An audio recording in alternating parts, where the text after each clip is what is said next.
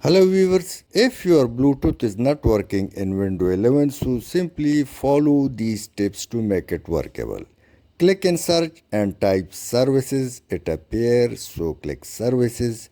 And now in front of you, three Bluetooth options are available. So let me first click on Bluetooth support service, right click on it and click property.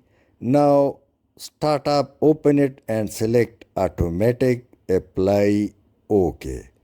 Now once again right click on the same, you can restart or stop it here, but let me click property and now simply stop it, click yes, and after that once again repeat the process, click start and it has been restarted. Now click OK.